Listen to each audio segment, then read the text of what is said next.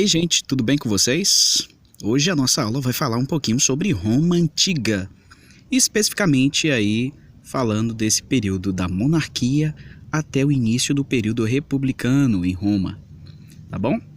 A gente vai falar de uma das civilizações que, sinceramente, trouxe um grande legado para o mundo ocidental, no que diz respeito ao desenvolvimento do direito, da arte, da literatura, da arquitetura, né? Da religião. Enfim, o mundo ocidental foi influenciado, né, por esta Roma que deixou, né, a sua marca na história, que deixou a sua marca no passado e que até hoje tem os seus reflexos, tá bom? Então, para a gente poder entrar no assunto em si, né, a própria mitologia explica que a civilização romana surgiu através, né, aí desses dois irmãos, Rômulo e Remo. A lenda da origem de Roma conta que os gêmeos Rômulo e Remo, descendentes de Enéas de Troia e filho de Marte e Réia Sílvia, eles foram encontrados e alimentados por uma loba às margens do rio Tibre e posteriormente entregues a uma família camponesa. Pelo que conta a própria lenda, Rômulo foi o primeiro, digamos assim, rei, né, da cidade de Roma, aquele que fundou a cidade de Roma, tá bom? Todavia, em termos práticos e científicos, a Itália pré-romana era dividida em diversos territórios que eram ocupados por diferentes povos em níveis de desenvolvimento distinto, tá bom, pessoal? A geografia dessa região é situada ali na parte central da Península Itálica, mais precisamente nas planícies do Lácio, região ocupada anteriormente pelos celtas, pelos gauleses, pelos etruscos, gregos e cartagineses. Por sua vez, os romanos, eles também provavelmente descendem dos etruscos e dos latinos. A origem da cidade, ela praticamente se baseou nessa organização da comunidade, tendo por base os gens. Os gens, pequenos clãs familiares, né, divididos em cúrias, ou seja, formada ali por uma dezena de genos. Por sua vez, eles eram distribuídos em 4 tribos, cada uma delas composta por 10 cúrias, e foi a partir do aumento populacional, assim como na Grécia Antiga também, a sociedade seria dividida em classes e a propriedade privada estabeleceria a desigualdade social, bem como um governo de orientação monárquica que se instituiria, né? Não é à toa que esse início da monarquia romana também teve grande influência para o crescimento, né, de Roma. Então, durante o período monárquico, os romanos receberam uma influência muito grande dos etruscos, um povo que estava situado ali ao norte da região italiana. Esse período teve duração de quase 241 anos. Teve aí um período de aproximadamente 7 reis que governaram Roma. Dentro da história, Rômulo foi o primeiro, Numa Pompílio foi outro, Túlio Holístico e Anco Márcio, tá? O Anco Márcio não se tem uma confirmação da sua existência propriamente dito, tá bom? Seguidos de Tarquínio, Sérvio Túlio e Tarquínio Soberbo. Esses últimos aí a gente sabe que de fato tem existência comprovada, que de fato existiram, tá bom? Então esse período monárquico caracterizou-se pelo aumento gradativo da produção agrícola, ou seja, houve uma expansão na agricultura, bem como também uma expansão de Roma pelas margens do rio Tibre. E em termos de organização social, a pirâmide abaixo, que eu vou mostrar agora para vocês, ela indica os habitantes de Roma segundo as próprias características financeiras e dali da região da cidade em si, tá bom? Essa cidadania em si. Então, se você olhar para dentro da organização social, a sociedade romana, durante o período aí da monarquia, estava dividido da seguinte forma. Os patrícios lá no topo, tá bom? Né? A representação da própria elite romana. Depois a gente tinha os clientes, que eram aquelas pessoas agregadas, dependentes dos patrícios, que trabalhavam, né, a serviço dos patrícios. A gente tem os plebeus, que era a maioria da população romana, mas que não tinham tantos direitos assim, tá bom? E por último, os escravos, que eram considerados os próprios instrumentos de trabalho de Roma, né?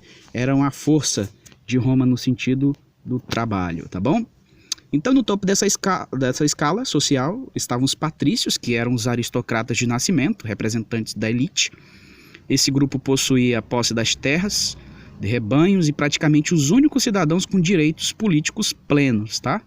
Desempenhando funções políticas e também religiosas. Das 4 tribos romanas, 3 delas agregavam esta aristocracia, composta pelos gens mais poderosos daquela cidade. Logo mais abaixo, como eu mostrei na própria imagem, a gente tem os clientes, né? Que era uma camada intermediária formada geralmente pelos estrangeiros. Esses clientes possuíam certa riqueza material de acordo com as atividades que eles desenvolviam, né? De sobremaneira o comércio. Todavia, eles não possuíam direitos políticos e sua segurança dependia do obsequium, que era uma relação de favor ou fidelidade política que estabeleciam com um ou mais patrícios. Por isso, eles eram considerados dependentes da classe patrícia, tá bom? Os plebeus era outra classe, só que se você olhar pela questão, né, a gente observa que eles eram homens livres, né, que eram nascidos em Roma. Só que eles não possuíam muitas terras e direitos políticos. De certa forma, prestavam serviço militar obrigatório e, junto com os clientes, eles compunham a maioria real da população de Roma durante a monarquia. Porém, de forma gradativa, eles conquistaram certa representação política, porque no início mesmo eles não tinham quase nenhum direito. Por fim, na base da pirâmide estavam os escravos, né? O escravo tornava-se cativo por 2 situações: ou por dívidas contraídas junto a um patrício, ou por guerra, né? Se ele fosse capturado, né? Se ele fosse um escravo de guerra. Então, nesse período não formavam uma grande, não formavam uma grande escala, um grande número. Haja vista que esse receio constante de rebeliões fazia com que eles não tivessem tantos escravos assim, tá bom? Só que a gente vai observar que durante o período republicano e imperial, o modo de produção romano seria completamente dependente desse afluxo de escravos para o mundo romano. Para ser sincero, durante o período republicano e imperial, o número de escravos aumenta de forma, né, muito rápida, tá bom? Então, politicamente, a sociedade romana estava organizada em 3 instituições principais. O rei, que era o cargo eletivo vitalício, não era hereditário. Após a morte do rei, outro monarca era elegido a partir de uma lista tríplice, ou seja, um representante de cada uma das 3 tribos patrícias. O rei não possuía poderes absolutos e muitas de suas decisões deveriam ser aprovadas pelo próprio Senado. Depois a gente tem o Senado, que era o conselho de anciãos, né, formados aí exclusivamente pelos patrícios, no caso o chefe de cada gen, ou seja, o cargo de senador era exercido pelo patriarca de cada família patrícia, que eram as famílias mais ricas e tradicionais que compunham as 3 tribos patrícias. O Senado era responsável por elaborar a lista tríplice para a escolha do novo rei, ou seja, cuidavam da parte administrativa, o Senado, tá? Depois a gente tem a Assembleia Curial, que era formada pelos cidadãos, homens adultos em condição de servir ao exército e membros das 30 cúrias. Essa Assembleia elegia o novo rei a partir de uma lista tríplice elaborada pelos senadores e composta por senadores. Além disso, eles aprovavam guerra e paz e julgavam apelações de penas capitais, funcionando como uma última instância para o condenado, né, à morte, de certa forma. Os últimos reis e principais características de seus reinados. A gente tem aí o Sérvio Túlio. Durante seu reinado verificou-se grande urbanização da cidade e ampliação de seus domínios. No campo social, Sérvio Túlio dividiu a sociedade novamente, eliminando a divisão gentílica e adotando um sistema que separava os cidadãos romanos em apenas patrícios e plebeus, de acordo com o grau de riqueza de cada indivíduo. Já o Tarquínio Soberbo, ele foi o último rei de Roma, tendo sido deposto pelo próprio Senado, tendo em vista que ele, como figura, buscou reduzir o poder do Senado, interferindo nas propriedades dos senadores, né? Ele quis fazer uma espécie de reforma agrária. Isso acabou não soando muito bem. Ele foi responsável pela construção do templo de Júpiter e da cloaca máxima, que era o sistema de esgoto. Ele foi deposto pelos patrícios, que estavam insatisfeitos com o aumento do poder real, né? E plebeus que lutavam pela abolição da escravidão por dívidas, terras e representação política, que no caso era mais condições de direitos, tá bom? Então, praticamente a gente vai ver que a república foi surgindo aos poucos e com o fim do governo de Tarquínio Soberbo. Então, após o golpe que o depôs, Roma entraria em sua era republicana, mascada pelas disputas entre plebeus e senadores por mais representação política e também pela grande expansão do território romano, que estava ali simbolizada pelas guerras entre Roma e o grande império comercial marítimo de Cartago, né? Sinceramente, Roma se tornou muito mais poderosa depois que conseguiu conquistar essa região dos bárbaros nessa região da cidade bárbara que era Cartago, tá? Os cartaginenses, que era uma cidade fundada por fenícios no norte da África, que dominava a navegação e comércio em grande parte do mar Mediterrâneo.